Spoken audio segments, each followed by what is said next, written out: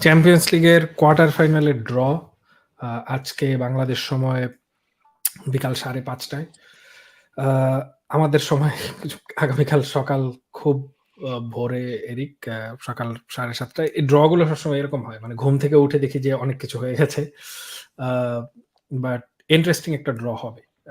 Champions লিগে যেটা দেখতে পাচ্ছি যে 2003 সালের পর এটাই নাকি কোয়ার্টার ফাইনালের সবচেয়ে জমজমাট লাইন আপ। আসলেই ব্যাপারটা তা কিনা সেটা আমরা এরিক চলো আজকে একটু যাচাই করার চেষ্টা করি in Ramadan Real Madrid part 2, the Ramadan series of Madrid Betar.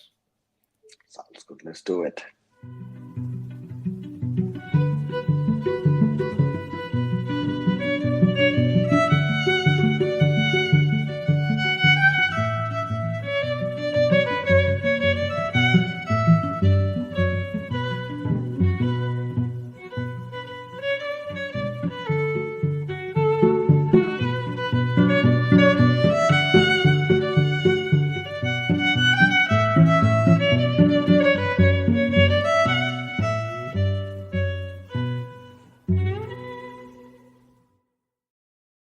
সবাইকে স্বাগতম যারা এই মুহূর্তে মাদ্রিদ বেতারে আমাদেরকে শুনছেন, আমাদের ফেসবুক পেজে এবং আমাদের ইউটিউব চ্যানেলে এবং আমার টুইটার অ্যাকাউন্টে।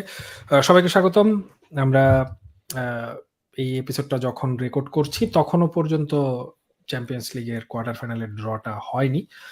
কোয়ার্টার ফাইনালের দলগুলো যদি আমরা একটু দেখে নিই, বাই দ্য ওয়ে যারা এটা স্ক্রিনে দেখছেন, এটা কিন্তু ড্র না, মানে রিয়াল মাদ্রিদের সাথে পিএসজির খেলা বা ম্যান সিটির খেলা জিনিসটা এরকম না। এটা হতে পারে, দিস ইজ ভেরি পসিবল। এটা যতগুলো কম্বিনেশন পারমুটেশন আছে তার মধ্যে এটা কমপ্লিটলি ভ্যালিড একটা কম্বিনেশন। বাট যে দলগুলো ইতিমধ্যেই তোমার কোয়ার্টার ফাইনালে কোয়ালিফাই করেছে, Real Madrid, PSG, Bayern Munich, Manchester city, Arsenal, Barcelona, Atletico Madrid এবং ডর্টমুন্ড। ইংল্যান্ড থেকে 2টি দল, জার্মানি থেকে 2টি দল, স্পেন থেকে 3টি দল এবং ফ্রান্স থেকে 1টি দল। বলা যায় ইংল্যান্ডের মানে টপ দলগুলোর মধ্যে 2টা আছে, স্পেনের টপ দলগুলোর 3টাই আছে। জার্মানির টপ 2টা দলের মধ্যে কিন্তু 2টাই এখানে নেই। বায়ার লেভারকুসেন খেলছে আসলে এই মুহূর্তে ইউরোপা লিগে, তারা একটা চমৎকার ম্যাচ জিতেছে আজকে করাবাগের সাথে, এবং ফ্রান্সে পিএসজি আসলে অনেকটা একচ্ছত্র আধিপত্য নিয়ে আছে।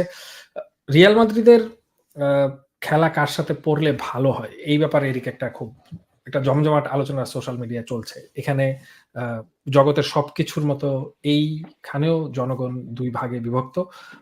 এক অংশ আছেন যাদের দাবি হচ্ছে আমরা রিয়াল মাদ্রিদ, আমরা কোনো দলকে ভয় পাই না, আমাদেরকে যে কোনো দল এনে দাও, আমরা যে কোনো দলকে হারিয়ে দিব। আমি এই দলের এই 2024 সালে আমি একসময় এই দলের মানে অনেক অনেক বড় সেনাপতি ছিলাম, কিন্তু আমি সেই দল অনেক আগেই ত্যাগ করেছি। আমি এখন দুর্বলতম যে প্রতিপক্ষ রিয়াল মাদ্রিদের সামনে দিতে পারেন আপনারা, সেটা দিন, সেটাকে হারিয়ে আমরা সন্তুষ্ট থাকবো, আমাদের কোনো সমস্যা নেই। ওই আমরা রিয়াল মাদ্রিদ, আমরা ফিরে আসবো, এগুলো হচ্ছে তোমার এখন আর আমাদের মুখে মানায় না। এনিওয়েজ এই কথা যখন বলছি, না গো হেড এরিক। হ্যাঁ, তারই ধারাবাহিকতায় মনে করো আমাদের এইখানে সবচেয়ে দুর্বলতম দল বায়ার্ন মিউনিখ, তার মানে আমরা আশা করতে পারি বায়ার্ন মিউনিখকে ইন্টারেস্টিং টেক, দুর্বলতম দল বায়ার্ন মিউনিখ। যাই হোক এরিক, এই ড্রতে অনেকটা নিশ্চিত ভাবেই সবার মানে বড় দলগুলো যারা আছে সবারই তোমার ইচ্ছা থাকবে যে তারা ডর্টমুন্ডের সাথে খেলতে চাইবে। এখানে বিভিন্ন ধরনের ন্যারেটিভ আছে, যে অনেকে বলছে যে কোনো মূল্যে ম্যানচেস্টার সিটিকে অ্যাভয়েড করতে চাইবে সব দল, which I agree. আমিও সেই দলের অন্তর্ভুক্ত। I don't want Real Madrid to face Manchester City in the quarter finals again. হ্যাঁ, এটা সত্য, ম্যানচেস্টার সিটিকে হারাতে হলে এক সময় না মানে চ্যাম্পিয়ন্স লিগ যদি জিততে হয় ম্যানচেস্টার সিটিকে, এর পরের রাউন্ডে হোক বা তারপরের রাউন্ডে হোক বা ফাইনালে হোক, কোনো না কোনো ভাবে ম্যানচেস্টার সিটি যদি বাদ পড়ে না যায় তাহলে টুর্নামেন্টে থাকলে তাদেরকে এক সময় না এক সময় হারাতে হবেই। সো তখন আসলে সবারই আমরা রিয়াল মাদ্রিদ, আমরা যে কোনো দলকে হারাতে পারি সেই ক্যাম্পে চলে যেতে হবে। But I think this is just not the time. কেন জাস্ট নট দ্য টাইম সেই ব্যাপারে আলোচনা করব। অনেকে বলছে বার্সেলোনার সাথে খেলা পড়লে ভালো, বার্সেলোনাকে আমরা মানে ট্যাকটিক্যালি 2 দলের মধ্যে এই মুহূর্তে যে ডিফারেন্সটা আছে সেখানে বার্সেলোনাকে আমাদের পক্ষে হারানো সম্ভব। অনেকে বলছে অ্যাথলেটিকো মাদ্রিদকে যে কোনো মূল্যে এড়াতে চাই। এটা হচ্ছে রিয়াল মাদ্রিদ ফ্যান হিসাবে কয়েক বছর আগে এই কথা বললে চমকে উঠতাম যে অ্যাথলেটিকো মাদ্রিদকে চ্যাম্পিয়ন্স লিগে ভয় পাওয়ার কি আছে, অসম্ভব। কিন্তু ম্যানচেস্টার সিটির পর খুব সম্ভবত Atletico Madrid is the team যাকে আমি এরিক সবচেয়ে বেশি এড়াতে চাই। কারণ হচ্ছে হারি আর জিতি এদের সাথে যে তোমার সেকেন্ড লেগে ১২০ মিনিট পর্যন্ত খেলতে হবে এই বিষয়ে কোনো সন্দেহ নেই। সো আমাদের তোমার লা লিগাও জিততে হবে। এদের সাথে এই বর্বর এই জালিমদের সাথে তোমার আবার ১৮০ মিনিট তো এমনিতেই খেলতে হবে। তার উপর আরো ৩০ মিনিট খেলে পেনাল্টি পর্যন্ত যেতে হতে পারে। এটা একটা কারণ। আর আরেকটা কারণ হচ্ছে এই সিজনে অ্যাটলেটিকো মাদ্রিদ কিন্তু লা লিগায় একেবারেই ভালো ফর্মে নেই। তারা চতুর্থ অবস্থানে আছে। মাত্র ২ পয়েন্ট এগিয়ে আছে ৫ নম্বরে থাকে অ্যাথলেটিক বিলবাওয়ের থেকে। কিন্তু তারা কিন্তু আমাদের সাথে এই সিজনে আমরা যে ২টা ম্যাচ হেরেছি, ২টা ম্যাচ হচ্ছে অ্যাটলেটিকো মাদ্রিদের সাথে। They have simply found us out. They have tactically found us out. So Atletico মাদ্রিদের সাথে আমরা আসলে ওই আগে হারিয়ে এসেছি ওই অ্যাডভান্টেজ ছাড়া অন্য কোনো ধরনের অ্যাডভান্টেজ নিয়ে আমরা যেতে পারবো না। Arsenal again hit or miss. আমরা লাইপজিগের সাথে আমাদের দলকে যেভাবে ভেঙে পড়তে দেখেছি, যে কোনো দলের সাথে আসলে সেভাবে আমাদের দল ভেঙে পড়তে পারে। দ্যাটস ওয়াই আমি বলছি যে আমরা রিয়াল মাদ্রিদ আমরা যে কোনো কাউকে হারিয়ে দিতে পারি। ওইরকম কথাবার্তা আমি এই মুহূর্তে অন্তত বলতে চাচ্ছি না টুর্নামেন্টের এই অবস্থায় থেকে। বাট যে দলগুলো আছে এরিক, যেই কম্বিনেশন পারমুটেশনই তুমি ফেলো না কেন, আনলেস লাইক যেমন যদি বার্সেলোনা আর ডর্টমুন্ডের খেলা হয়, ইট will be very one sided for Barcelona. যদি ডর্টমুন্ডের সাথে আসলে আমার মনে হয় এখানে যারই খেলা হোক না কেন, it will be pretty one sided. ডর্টমুন্ডের ম্যাচটা বাদে বাকি যে ৩টা ম্যাচ হবে আমার মনে হয় ওই ৩টা ম্যাচই জমজমাট হওয়ার চান্স অনেক বেশি, রিগার্ডলেস অফ হু প্লেজ হু। কি মনে হয় এরিক? আমি তোমার সকল কথার সাথে আজকে এক বসায় দ্বিমত পোষণ করবো এরকম ধারণা ওকে, নিয়ে প্লিজ আসিনি, কিন্তু প্লিজ। ও আচ্ছা, ও মনে হচ্ছে কিছু নেই আসেনি, কিন্তু মনে হচ্ছে এরকম একটা বিষয় নিয়ে আসলে কথা উঠতে হবে। কারণ তুমি এই এই এই জিনিসের সামনে রাখো, কারণ আমার আসলে এখানে কিছু কমপ্লিটলি 180 টেক আছে। আমি তোমাকে শুরু করেছি এটা বলে যে তোমার এই এই রস্টারের সবচেয়ে দুর্বলতম দল হচ্ছে বা দুর্বলতম দল হচ্ছে না, বায়ার্ন মিউনিখের এই মৌসুমের অবস্থা খুবই খারাপ, এবং তারা হচ্ছে শুধুমাত্র জার্মান লিগ খুবই খারাপ বলে তারা আসলে তাদেরকে বোঝা যাচ্ছে না। তারা লাৎসিওর সাথে হেরে বিদায় নিতে নিয়েছিল, এবং there are times when they are having issue scoring goal, there are times when they are having issue maintaining leads. তাদের মিডফিল্ড এর অবস্থা খুব বেশি ভালো না, এবং Bayern Munich is not well. So Bayern Munich হচ্ছে তোমার অনেক আমার কাছে মনে হচ্ছে, but Dortmund is gonna B the dark horse in this game. তোমার যদি এটা আসলে আমার মনে হয় ডর্টমুন্ডের আসলে এই মানে যদি বায়ার্ন মিউনিখ ডর্টমুন্ড খেলা হয়, there is a big possibility that Dortmund might win the game essentially। এরকম একটা আমি তোমাকে বলছি আর কি। Dortmund is not the team to avoid. এবং এই ক্ষেত্রে আমি তোমার সাথে একমত যে আমিও অ্যাটলেটিকো মাদ্রিদের সাথে খেলতে কোনোভাবে আগ্রহী না। আমি চাচ্ছি অ্যাটলেটিকো মাদ্রিদ এই রাউন্ডে আসলে বিদায় হয়ে যায়, কিন্তু যদি বিষয় না যদি হয় তাহলে ফাইনাল ছাড়া আসলে উপায় নেই।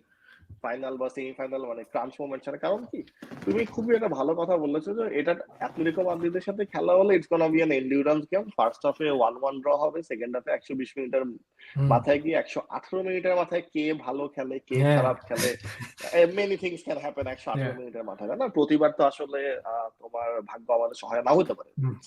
It can be another way around. আমি আরেকটা দুর্বল হচ্ছে আর্সেনাল। দুর্বল দল মানে হচ্ছে তুলনামূলকভাবে দুর্বল, ইংলিশ ফুটবলের জন্য নয়। আমি আসলে আর্সেনাল পোর্টোর খেলাটাতে যেটা দেখলাম যে পোর্টোর মিডফিল্ড আর্সেনালকে আসলে খুবই নিউট্রালাইজ করে ফেলেছিল। এই জিনিসটা যদি আর্সেনাল রিয়াল মাদ্রিদ খেলা হয়, Arsenal is gonna be a neutralise team. তোমার আর্সেনালের midfield will not be able to take on Real মাদ্রিদের মিডফিল্ড।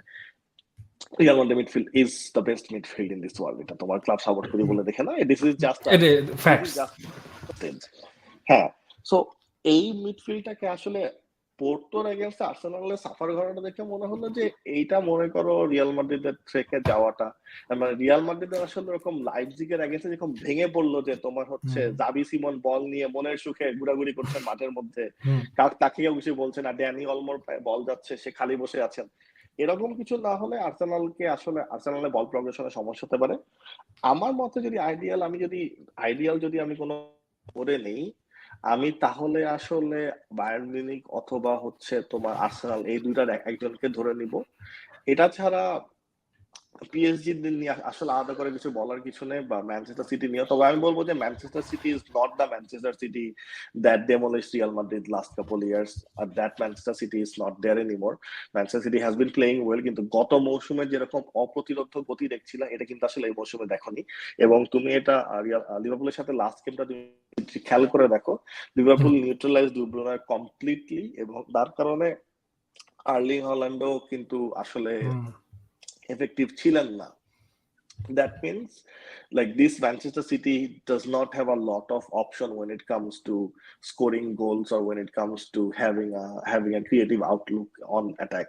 এটা গত মৌসুমে যেরকম ইলখাই গুন্ডোগান তাদের টিমটাকে ব্যালেন্স রেখেছে, এটা কিন্তু আসলে এই মৌসুমে তাদের টিমটা এতটা ব্যালেন্স নয়। এটা ব্যক্তিগত অভিমত, এটা আসলে আমি সকাল বিকাল ভুল প্রমাণিত হচ্ছি, আবার সকাল বিকাল সঠিকও প্রমাণিত হচ্ছি।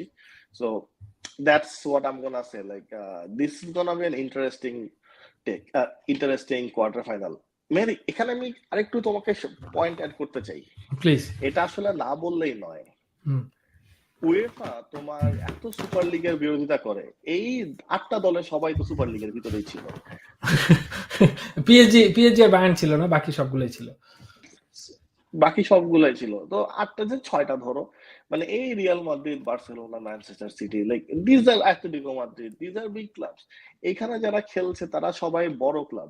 2003-4 সালের পরে এখন পর্যন্ত ইউরোপের চ্যাম্পিয়ন্স লিগ জিতেছে এমন, মানে ইউরোপের নামের কোনো বড় ক্লাবের কোনো ছাড়া এরকম কেউ কি আসলে আছে? উত্তর হচ্ছে যে আসলে তো পোর্তোর পরে, মানে Porto was the last relative unknown team you had seen winning the. পরে তুমি আসলে কাউকে দেখেছো? মানে কেন বললাম যে আমরা যে বলি যে মানে first of all it's great to see all this clubs playing, but second of all these are also supposed to play. These are some of the richest clubs in the world. These are some of the Deloitte Money League এর অনুসারে এখানে নাকি তোমার top 10 না top 20 এর মধ্যেই এই 8টা ক্লাব আছে। সো মানে what is the difference between this and the super league? Yes, হ্যাঁ, মানে চ্যাম্পিয়ন্স মানে সুপার লিগে তো অবভিয়াসলি ফরম্যাটগত একটা পার্থক্য আছে, বাট এটা ছাড়া হচ্ছে চ্যাম্পিয়ন্স লিগ নিয়ে আসলে তোমার ডিসকোর্স গুলো অনেক ধরনের। যেমন একটা হচ্ছে যে হ্যাঁ, চ্যাম্পিয়ন্স লিগ শুধুমাত্র এই কোয়ার্টার ফাইনাল স্টেজ থেকে ইন্টারেস্টিং হয়। চ্যাম্পিয়ন্স লিগ তোমার এর আগে অনেক বোরিং থাকে, যেটার কারণে সুপার লিগের অবতারণাটা এসেছিল, যে এই বড় দলগুলো আসলে আরো ফ্রিকোয়েন্টলি একজন আরেকজনের সাথে খেলুক। না হলে হচ্ছে তোমার দেখা যাচ্ছে যে বড় দলগুলো একজন আরেকজনের সাথে অনেক লম্বা সময়ের গ্যাপ নিয়ে নিয়ে খেলছে, যেটা একটা তোমার সমস্যা তৈরি করছে এখানে। আর কিছু পয়েন্ট যেটা অ্যাড করতে চাই, আমরা যদি আবার একটু এই দলগুলোর ট্যাকটিক্সে ফেরত যাবো, বাট তার আগে দেখে নেই যেটা বলছিলাম যে 2003 সালে লাস্ট তোমার এরকম জমজমাট কোয়ার্টার ফাইনাল হয়েছিল। Real Madrid, Manchester United, Ajax, AC Milan, Inter Milan, Valencia at that time was a big team, and Juventus, Barcelona pack ছিল। এবং আমি আসলে ভাবছিলাম যে আসলে কি তাই, এরপরে কি মানে কোয়ার্টার ফাইনাল এরকম জমজমাট সব দল দিয়ে আর হয়নি। এবং I actually look back and like quite a few years, এবং আমি দেখছি আসলেই মানে এবার ডর্টমুন্ডের মতো যে একটা দল, এরকম আসলে 2টা দল থাকে সবসময় অ্যাটলিস্ট, যে তোমার 2টা দলের জন্য সেমিফাইনালের রাস্তা একেবারে ইজি, 2টা দলের জন্য সেমিফাইনালের রাস্তা হয়তো একটু কঠিন হয়। কিন্তু এখানে কিন্তু তোমার ডর্টমুন্ডের সাথে যাদের খেলা হবে বেসিক্যালি, তাদের জন্য সেমিফাইনালের পথটা বেশি ইজি বা বেশি তোমার স্ট্রেট ফরওয়ার্ড হবে। বাকি 3টা দলেরই কিন্তু সেমিফাইনালের যাওয়ার ক্ষেত্রে তাদের ডাউটটা অনেক বেশি থাকবে। এরিক, তুমি বায়ার্ন মিউনিখের ব্যাপারে যেটা বলেছো, that's interesting. Bayern Munich obviously সাধারণত যেরকম ফর্মে থাকে সেরকম ফর্মে তারা এই মৌসুমে নেই, কিন্তু আমার এটার একটা কাউন্টার আর্গুমেন্ট হবে যে তুমি দেখো বড় দলগুলো যে ইউরোপিয়ান টুর্নামেন্টে বা সিম্পলি কাপ কম্পিটিশনসে they can bring their A game even if they are not doing so well domestically. এটা কিন্তু বায়ার্ন মিউনিখ লাৎসিওর সাথে মনে করো সেকেন্ড লেগে তারা দেখিয়েছে। যে ফার্স্ট লেগে কিন্তু বায়ার্ন লাইক খুবই মানে বাজে খেলেছে, সেকেন্ড লেগেরও তোমার প্রথম গোলটা দেওয়ার আগ পর্যন্ত তারা মোটামুটি বাজেই খেলেছে। জিসান আমাদের সাথে যুক্ত হয়েছে, তারা মোটামুটি তোমার বাজেই খেলেছে। কিন্তু এর পরে প্রথম গোলটা দেওয়ার পর কিন্তু বায়ার্ন মিউনিখের যে ইনস্ট্যান্ট তখন ট্রান্সফরমেশন, এটা কিন্তু তোমার এগেইন গোয়িং ব্যাক, যে বড় দল আসলে বড় দলের মতো খেলা শুরু করে একটা সময় গিয়ে। তুমি যদি ম্যানচেস্টার সিটির কথা বলো, ম্যানচেস্টার সিটি কিন্তু আমরা এর আগে ম্যানচেস্টার সিটিকে যতই রুথলেস খেলতে দেখেছি বা যেভাবে খেলতে দেখেছি, ওইটা ছিল কখনোই চ্যাম্পিয়ন্স লিগ জিতেনি। চ্যাম্পিয়ন্স লিগ একবারের মতো জিততে চায় সেই Manchester city. We are talking about treble winners Manchester city নাও। এখন কিন্তু ম্যানচেস্টার সিটির সেই মেন্টাল ব্লকটা আর নেই যে আমরা একসময় গিয়ে বাদ পড়ে যাই। তারা গত মৌসুমে রিয়াল মাদ্রিদকে সেমিফাইনালে ৪ গোল দিয়ে এসেছে। They have that pedigree behind them now. এবং এগেইন তুমি একটা দল একটা পার্টিকুলার টুর্নামেন্টে হয়তো, যেমন প্রিমিয়ার লিগে হয়তো ম্যানচেস্টার সিটি আগেরবারের মতো অত রুথলেস এবার খেলতে পারছে না, বাট পেপ গার্ডিওলা সবসময় যেটা করে যে he stacks his team with so many good players যে তার বাই ডিফল্ট জেতার চান্সটা বেশি থাকে। তুমি যদি মানে এটা এগেন ওই মাইকেল ওয়েনের সূত্রের মতো যে এক গোল বেশি যে দিবে সে জিতবে, তোমার দলে যদি আসলে কোয়ালিটি প্লেয়ারের সংখ্যা বেশি থাকে, তুমি যেমনই খেলো তোমার জেতার চান্স আসলে বেশি থাকবে। আর্সেনালের ব্যাপারে আমি যেটা বললাম, Arsenal hit and miss. Arsenal কে যে আসলে আর্সেনাল খুব বেশি হাই প্রেস করে একেবারে অপোনেন্টের ডি বক্সের সামনে তোমার ক্যাম্প গেড়ে বসে সেখান থেকে খেলার চেষ্টা করে, বাট এটাই যদি তুমি তাদের সাথে করো তখন তারা আবার খুবই ফ্র্যাজাইল দলে পরিণত হতে পারে। এটা কিন্তু পোর্তো আমাদেরকে দেখিয়েছে। যদিও পোর্তোর কাছে হয়তো গোলে কনভার্ট করার মতো সেই টুলস গুলো এনাফ ছিল না, যার জন্য তারা শেষ পর্যন্ত ম্যাচটা বের করতে পারেনি, কিন্তু বাকি দলগুলোর এখানে বায়ার্ন বলি, রিয়াল মাদ্রিদ বলি, PSG, even Barcelona, Atletico Madrid সবার কাছে কিন্তু সেই টুলস গুলো আছে। এবং আর্সেনালের এই টিমে আমরা এই আলোচনাটা আগেও করছিলাম একদিন, আই থিঙ্ক খুব সম্ভবত জিসানের সাথে, যে আর্সেনালে চ্যাম্পিয়ন্স লিগ উইনার আছে কে, জর্গিনহো আর কাই হাভার্টস, দুজনেই চেলসি থেকে এসেছেন। আর্সেনালের কোচ জীবনে প্লেয়ার হিসেবে চ্যাম্পিয়ন্স লিগে খেলেছেন, জেতেননি। কোচ হিসেবে তো জেতার মানে এটাই তার প্রথম সিজন চ্যাম্পিয়ন্স লিগে, প্লেয়ারদের মধ্যে আর কেউ জেতেনি। সো আই থিঙ্ক তাদের ওই মেন্টাল ব্লকটা, ফাইনালে তো খেলেছে, আর্সেনাল কোয়ার্টার ফাইনালে তো আসলে খেলেছে অনেকদিন পরে। হ্যাঁ, কোয়ার্টার ফাইনালে খেলছে অনেকদিন পরে। তো এরপরে তোমার আমরা আরো যদি আসি, অ্যাটলেটিকো মাদ্রিদ এগেইন তাদের ওই মেন্টাল ব্লক, তারাও কখনো আসলে জেতেনি, বাট এই সিজনটা তাদের খুব উইয়ার্ড যাচ্ছে। তারা লিগে খুবই খারাপ খেলছে, চ্যাম্পিয়ন্স লিগে খুবই ভালো খেলছে। ইন্টার মিলানকে তারা বিশেষ করে তোমার যেভাবে কামব্যাক করে হারালো। বার্সেলোনা এগেইন তুমি জাস্ট নামের জোরেই হচ্ছে they are not playing well. Real মাদ্রিদের সাথেও খেলায় ফেলে দিলে রিয়াল মাদ্রিদ হয়তো ট্যাকটিক্যালি ফেভারিট হিসেবে সেই ম্যাচে যাবে, বাট এগেইন তুমি ওই বড় টিমকে কখনোই জাস্ট নামের জোরেই তুমি কখনোই বাতিলের খাতায় আসলে ফেলে দিতে পারবে না। আনফরচুনেটলি যেটা ডটমুন্ডকে হয়তো ফেলে দেওয়া যাচ্ছে, যে ডটমুন্ডের সাথে যারই খেলা হবে সেই দল একটা ফ্রি পাস পেয়ে যাবে পরবর্তী রাউন্ডে যাওয়ার জন্য। জিসান, তোমাকে স্বাগতম। তোমার সাথে যেটা দিয়ে আলোচনা শুরু করতে চাই, আমরা আসলে আলোচনার সেই মুহূর্তে আছি যে রিয়াল মাদ্রিদ, তোমার সেই বিখ্যাত উক্তি যে রিয়াল মাদ্রিদ শুধু যে পচা শামুকে পা কাটে তা না, অনেক সময় রাস্তায় কোনো কিছু না থাকলেও পা কাটে। তো সেক্ষেত্রে আমরা আসলে যেহেতু সেই দলটা সমর্থন করি, সেই দৃষ্টিকোণ থেকে বলতে গেলে আসলে আমাদের জন্য যাহা ম্যান সিটি, তাহাই ডটমুন্ড, তাহাই আর্সেনাল, তাহাই বার্সেলোনা, তাহাই বায়ার্ন মিউনিখ। আমাদের আসলে আমরা যদি ঠিকমতো খেলি তাহলে ম্যান সিটিকেও হেসে খেলে হারিয়ে দিয়ে চলে আসবো, আবার তোমার যদি ঠিকমতো না খেলি তাহলে ডটমুন্ডের সাথেও সাফারিং করতে করতে তোমার একসময় সাফার করতে করতে বাদ হয়ে যেতে পারি, এরকম একটা অবস্থায় আছি। চ্যাম্পিয়ন্স লিগে ড্র নিয়ে জিসান তোমার কোনো চিন্তা বা ভাবনা আছে কিনা আমাদেরকে যদি বলো। আমার মনে হয় তুমি গত বেশ কয়েক বছরের মধ্যে লাইক লাস্ট শেষ 8-এ যেসব দল পৌঁছেছে তাদের যদি তালিকা করো, সবচেয়ে কঠিন ড্র প্রবলেম আমাদের ছিল 21-22 মৌসুমে। সেই জিসান আমার কাছে সেই হ্যাঁ, তুমি কন্টিনিউ করো জিসান, আমি সেই ছবিটা দেখাবো, আমার কাছে এটা আছে কোথাও। Please go head. এই ছাড়া প্রত্যেকবারই দেখা যায় যে চ্যাম্পিয়ন্স লিগের কোয়ার্টার ফাইনালে মিনিমাম 2টা দল উঠে বসে আছে যাদের আসলে এখানে থাকার কথা না। মনে করো তুমি বেনফিকাকে দেখবা এসব জায়গায় তারা কিভাবে যেন, অন্য অনেক সময় ধরো পোর্তোকেও যদি আমি দেখতাম তাহলে খুব বেশি যে অবাক হতাম বিষয়টা এরকমও না। সো এরকম কিছু ডার্ক হর্স সবসময় থাকে। বাট এবার যদি তুমি টপ 8টা দলের দিকে দেখো লিভারপুল যেহেতু ইউরোপা লিগে খেলছে, লিভারপুল আসলে এখানে নাই, কিন্তু ম্যানচেস্টার সিটি এবং আর্সেনাল এই মুহূর্তে তারা টপ 3 এর দুইজন, ইংলিশ প্রিমিয়ার লিগের টপ 3 এর দুইজন। লা লিগার টপ 3 ধরো জিরোনা তো টপ 4 এর তিনজন এখানে আছে, জিরোনা ছাড়া টপ 4 এর তিনজন আছে, টপ 4 এর তিনজন এখানে আছে। জার্মানিতে সারপ্রাইজ কন্টেন্ডার এবার বায়ার লেভারকুসেন, বাট ক্লাসিক যে টপ 2 তারাও এখানে আছে। এখন ফ্রান্সের 1 নাম্বার দল আবার এখানে আছে। সো লুকিং এট দিস, হ্যাঁ আই মিন তুমি যদি একটা ধরো নো ইন্টেলিজেন্স অ্যালগরিদম সিমুলেশন করো, প্রবাবলি এরকম 8টা দলেরই আসলে টপ 8-এ থাকার কথা। এখন এখানে কে জিতবে কে ডটমুন্ডের মতো একটা দুইটা কেস বাদ দিলে it's pretty hard to say like যে কে এই ব্যাপারগুলোতে জিতবে বা হারবে। লুক এট দিস, এখানে প্রত্যেকবারই ইভেন মনে করো আমার সবচেয়ে পছন্দের ক্যাম্পেইন 16-17 তো আমরা আসলে কিন্তু ধরো ইউভেন্টাসকে পেয়েছি কিংবা নাপোলিকে পেয়েছি। Serie is not the best league এই সময়ে যদি হিসাব করি। সামহাও গতবার তারপর একটা মিলান ডার্বি গেছে, I don't know how that happened but it happened. But সবচেয়ে কঠিন ড্র ছিল অ্যাকচুয়ালি 21-22 মৌসুমে আমরা PSG, Chelsea, Manchester City, Liverpool, I mean Premier League পুরোটা এন্ড ফ্রেঞ্চ লিগ পুরোটাকে হারিয়ে আসলে এই পর্যন্ত আসতে হয়েছে। অনলি প্রবাবল অপোনেন্ট যাদেরকে আমরা ফেস করিনি তারা ছিল বায়ার্ন মিউনিখ। বাট আমাদের লাস্ট 3টা চ্যাম্পিয়ন্স লিগ উইনিং ক্যাম্পেইনের দিকে তাকালে দেখো যে উলসবার্গের ইনসিডেন্টটা বাদ দিয়ে প্রত্যেকবারই যেই জার্মান টিমটাকে আমরা ফেস করেছি, জার্মান টিমটা হচ্ছে বায়ার্ন মিউনিখ লাস্ট প্রত্যেকবারই। সো এখন জিনিসটা হচ্ছে যে এবার আমার মনে হয় যে এরকম ইজি ম্যাচ পাওয়ার আসলে কারোই আর কোনো সুযোগ নেই, মানে একদমই উপরের দিকে।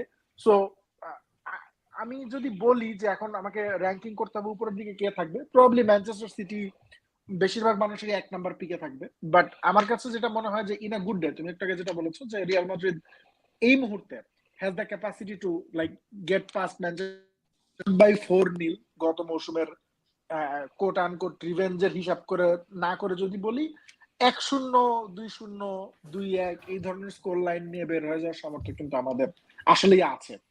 But we have to be at our best. And যেহেতু বাকি যে দলগুলো এসেছে তারা probably nobody will be at their worst at any given time. Alright Zishan, thank you.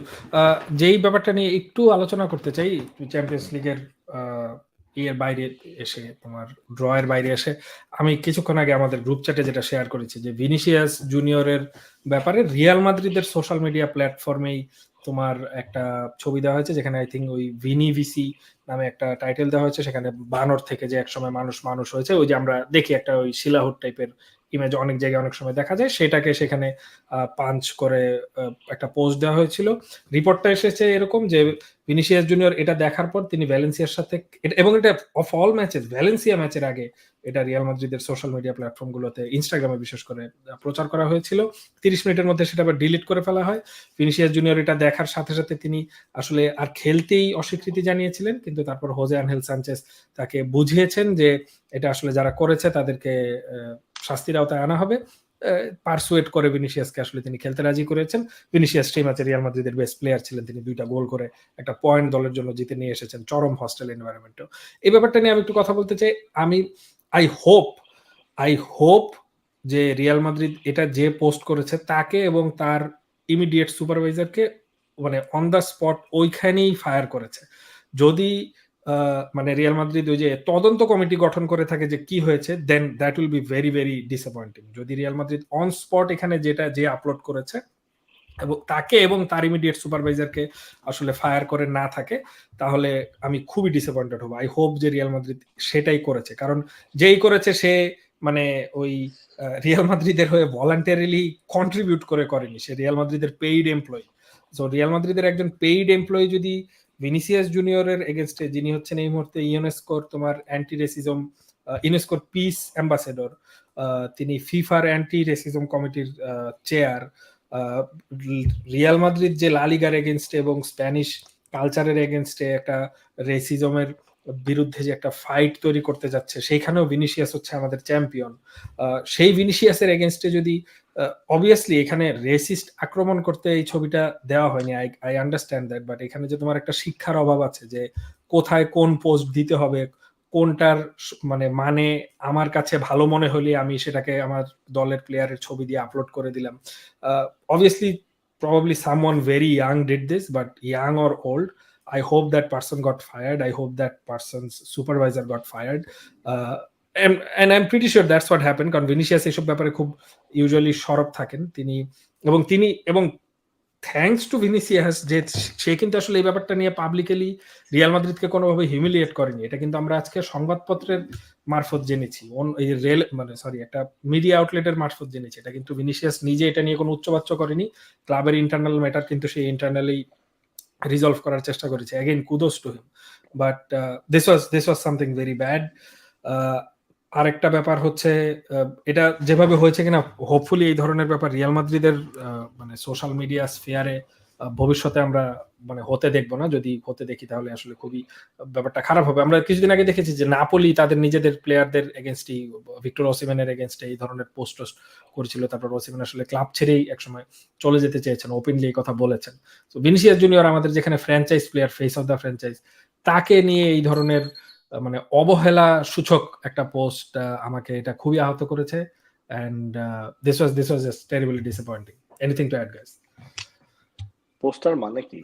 আমি তো আসলে এটাই বুঝি না। পোস্টার মানে হচ্ছে পোস্টার মানে হচ্ছে তোমার যে ছবিটা আমার পিসি মেসেঞ্জারে নেই। পোস্টার মানে হচ্ছে যে তোমার ভিনিসিয়াস যেখানেই যায় তাকে তো মাঙ্কি চান্স করা হয়, অপোনেন্টের ফ্যানরা করে বা প্লেয়াররা করে, যেটাই করে। তো এখানে ওই যে তোমার একটা ছবি থাকে না যে মানে মানুষ একসময় বানর ছিল, তারপর বানর থেকে এভলিউশনের মাধ্যমে আস্তে আস্তে করে বিভিন্ন ধাপ পার হয়ে মানুষ হয়েছে। সো পোস্টের নিচে সেই সাইনটা হচ্ছে তোমার অ্যাটাচ করা ছিল যে মানুষ বানর থেকে আস্তে আস্তে মানুষ হচ্ছে। সো এটা তারা যে পোস্ট করেছে সে করেছে হয়তো এই সেন্সে যে না, মানুষ তো এক সময় বানর ছিল, সো ভিনিসিয়াসকে বানর ডাকলেও আসলে সমস্যা নেই, বা বানরই মানুষ, মানুষই বানর, এই টাইপের একটা সেন্টিমেন্ট সেখানে তারা মানে পজিটিভলি দেখানোর চেষ্টা করেছে, হুইচ ইজ আটারলি রং। পৃথিবীর সব মানুষ এটা বিশ্বাসও করে না, অনলি একটা পার্টিকুলার বিলিফের মানুষ বিশ্বাস করে যে মানুষ একসময় বানর ছিল। সো এটা জাস্ট শুধু ভিনিসিয়াসের এগেনস্টে যে রেসিস্ট আক্রমণ সেটা না, এটা মানে একটা চরম ধর মানে স্টেরিওটিপিক্যাল অ্যাটাক ছিল শুধুমাত্র ভিনিসিয়াসের এগেনস্টে না। অবশ্যই মুসলিমরা এটা বিশ্বাস করে না যে মানুষ একসময় বানর ছিল। রিয়াল মাদ্রিদ এই যে আরদা তুরান আর অ্যান্টোনিও রুডিগার যে রামাদান কারিম পোস্ট করা হচ্ছে, রিয়াল মাদ্রিদে তো ইসলামিক বিলিফেরও প্লেয়াররা আছে, এটা তো তাদের জন্য অপমানজনক। সো এটা বিভিন্ন বিভিন্ন দিক থেকে জিনিসটা রং ছিল। এটা কিভাবে করতে দেওয়া হলো একটা সোশ্যাল মিডিয়া অ্যাডমিনকে, I just have no idea. আমার কাছে যেটা মনে হয় যে এখানে আসলে যেটা হয়েছে যে ভ্যালেন্সিয়া ম্যাচের আগে আসলে উত্তাপ বাড়াতে ভিনিসিয়াসকে খুব বানর বলেছিল, ভিনিসিয়াস মানুষ হয়ে ফেরত এসেছে, এই টাইপের একটা সেন্টিমেন্ট থেকে প্রবাবলি যে পোস্ট দিচ্ছে। এখন ইস্যু হচ্ছে যে যে জিনিসটা বিতর্কিত, যে জিনিসটা নিয়ে অলরেডি একটা ঝামেলা চলছে, প্রবাবলি এই ধরনের কোনো পুশ দেওয়ার কোনো প্রয়োজন ছিল না। But as you have said, like someone pretty young probably posted this. এখন রিয়াল মাদ্রিদ এই ধরনের কাজগুলো করানোর জন্য ইন্টার্ন থেকে শুরু করে তো পুরো ফুল ব্লোন একটা সোশ্যাল মিডিয়া টিম রাখে। বাট দুইটা জিনিস এখানে মানে কোনোভাবেই ইগনোর করার মতো না। একটা হচ্ছে যে তুমি তোমার নিজের খেলোয়াড়কে আপসেট করে এরকম কোনো কিছু অবশ্যই পোস্ট করতে পারো না, ফার্স্ট অফ অল। যেটা নাপোলির এক্সাম্পল থেকে যদি কেউ এতদিনে এভিডেন্ট হয়ে যাওয়া উচিত। আর দুই নাম্বার জিনিসটা হচ্ছে যে ভ্যালেন্সিয়া ম্যাচের আগে উত্তাপ ছড়ানোর জন্য মানে জোর করে পুরাতন রেসিস্ট হিস্ট্রি টেনে আনার তো দরকার নাই। কারণ যখনই রিয়াল মাদ্রিদের খেলোয়াড়রা টানেল থেকে বের হবেন, তারা খেলবেন, মানে ভ্যালেন্সিয়ার সমর্থকেরা তো আসলে 1-2 বছরে তোমার মানে তাদের হেদায়েত হয়ে গেছে বিষয়টা তো এরকম না। তারা অবশ্যই আবারও মানকি চেঞ্জ করবেন, আবারও খারাপ কিছু একটা বলবেন। এখন রিয়াল মাদ্রিদ গত মৌসুমে জার্সি পরে খেলতে নামলো, বিজার। বাট রিয়াল মাদ্রিদ নিজে যেটা করলো এই ব্যাপারে, সেটাও কিন্তু যথেষ্ট বিজার ছিল। তো রেসিজমের ব্যাপারটা আসলে স্পেনে পুরো জিনিসটাই কেন জানি বিজার হয়ে যায়।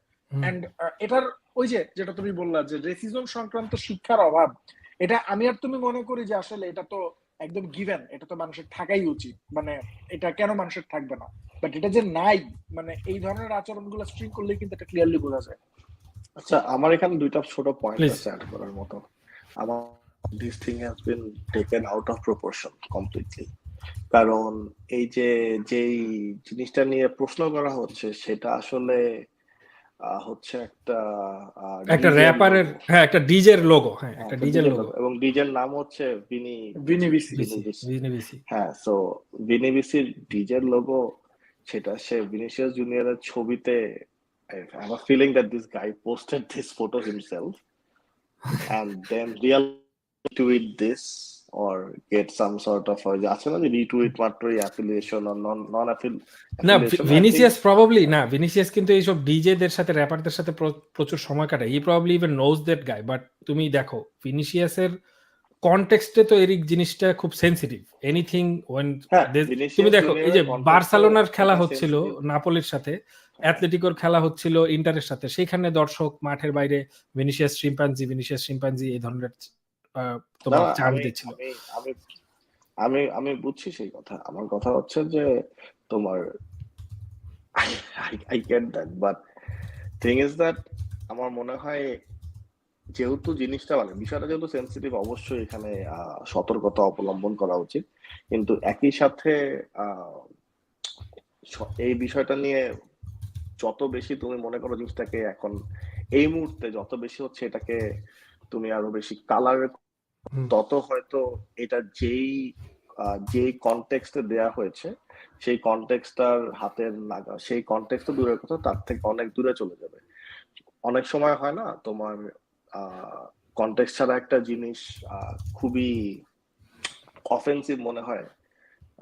আমরা যে টিভি সিরিজ দেখি দ্য অফিসের অলমোস্ট 80% জিনিসকে তুমি যদি কনটেক্সট ছাড়া দেখো, it's gonna be very very offensive to so many people, right? তো কনটেক্সট অনেক, বাট এখানে অবশ্যই রিয়াল মাদ্রিদ যারা হচ্ছে একটা $multi-billion অপারেশন, যেখানে তোমার পৃথিবীর সকল দেশের মানুষজনের প্রতিনিধিত্ব, অনেক অনেক ছেলে এবং অনেক মেয়েরা আছে যারা হচ্ছে যাদের কাছে জিনিসটা অবশ্যই অপমানজনক। এখানে তারা এটা এরকম একটা মানে কোন একটা পোস্ট করার আগে তাদের ইম্প্যাক্ট কি হওয়া উচিত সেটা আসলে তাদের সোশ্যাল মিডিয়া ম্যানেজারের জানা উচিত। এটা হচ্ছে like that's for sure. But at the same time তুমি স্ট্রাইকারের সাথে একটা ডিজের লোগোওয়ালা ছবি পোস্ট করেছো, that should not be an issue as well. But মানে আমার আর্গুমেন্ট হচ্ছে এখানে ওয়েন মানে আমরা মনে করো মাদ্রিদ বেতারে যখন একটা পোস্টার ডিজাইন করি ফর যে আমাদের এতটা সময় পডকাস্ট আছে or something, we know what we are putting into the poster, right? আমরা কিন্তু জাস্ট মনে করো random football image Google image থেকে ডাউনলোড করে কিন্তু পোস্টার বানাচ্ছি না। উই নো যে এই এলিমেন্ট গুলো একটা পোস্টারে যাচ্ছে। So I am pretty sure যে রিয়াল মাদ্রিদের হয়ে যে কাজ করছে, Real Madrid as you said যে একটা মাল্টি-বিলিয়ন ইউরো অর্গানাইজেশনের জন্য যে কাজ করছে, তার কিন্তু জানতে হবে যে what things he is putting on. এখন তুমি দেখো ভিনিসিয়াসের এই ব্যাপারটা হয়তো এভাবে ধামাচাপা পড়ে গেছে। এখন একটা ডিজের লোগোতে যদি তোমার নাজি সাইন থাকতো এবং সেই ডিজের নামও যদি ভিনিভিসি হতো, you wouldn't put that on Real Madrid's official social media, right? So this is for Vinicius, the issue is that sensitive, কারণ সে যেখানে যে মাঠে যাচ্ছে সেখানে তাকে মাঙ্কি চান্স করা হচ্ছে। এইটা একটা ইস্যু। আরেকটা হচ্ছে যে তোমার মানে এই এভলিউশনের যে ব্যাপারটা, এটাও তো মানে সব বিলিফে, not all beliefs are respectful to it, or not all beliefs are very accepting towards it. এবং সব বিলিফের প্লেয়ার এবং ইন্ডিভিজুয়াল যেহেতু রিয়াল মাদ্রিদে আছে, ওয়াই পোস্ট সামথিং যেটা একটা পার্টিকুলার গ্রুপের জন্য পোলারাইজিং হতে পারে বা একটা পার্টিকুলার গ্রুপের জন্য অফেন্সিভ হতে পারে। Put something that is offensive for no one, and there are tons of things that are offensive for no one. No, fair enough. I guess I agree. Like there are so many things that are offensive to no one. So that should be the way to go. তোমার এই মুহূর্তে কিন্তু স্পেনের politics এবং ইউরোপের politics towards right দিকে shift করছে। তো তারই ধারাবাহিকতায় তোমার চোখের সামনে হয়তো আরো অনেক পোলারাইজিং কন্টেন্টই আসবে সামনের 5 বছরে। So I have a feeling this is a start. If you want to make this a polarizing content, this is a start of polarizing content that's gonna be coming. হয়তো রিয়াল মাদ্রিদ থেকে সামনে হয়তো কিছুদিনের জন্য আসবে না, but তুমি যেটা বললা যে পোলারাইজিং কন্টেন্ট আসলে শুধুমাত্র এখানে ভিনিসিয়াস জুনিয়রের জন্য না, for multiple groups of people.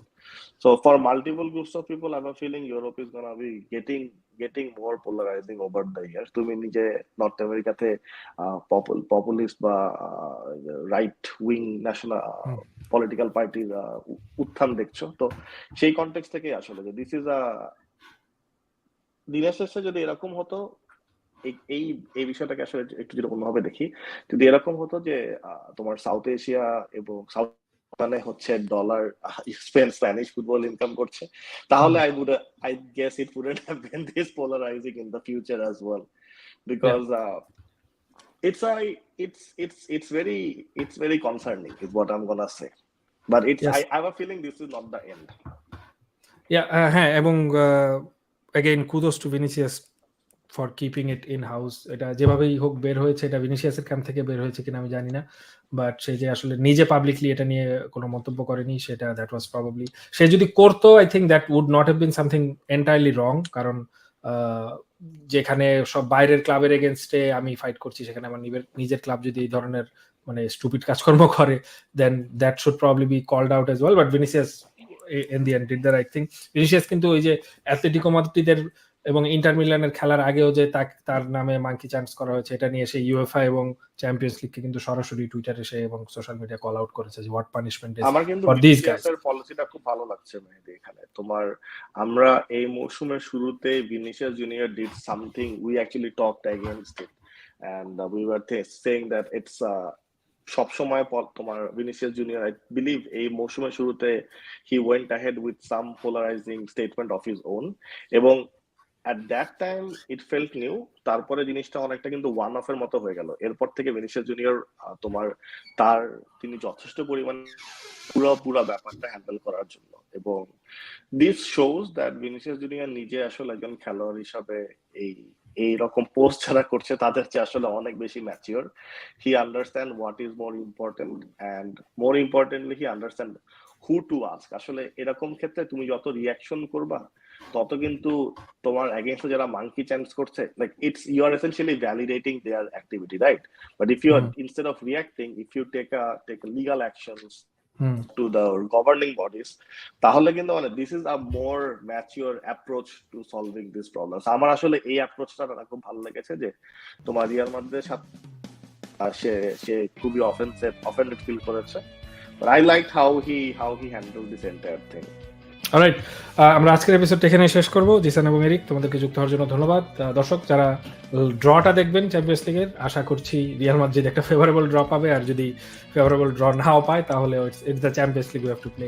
Anyway, আজকে এ পর্যন্তই। সবাই ভালো থাকবেন, সুস্থ থাকবেন।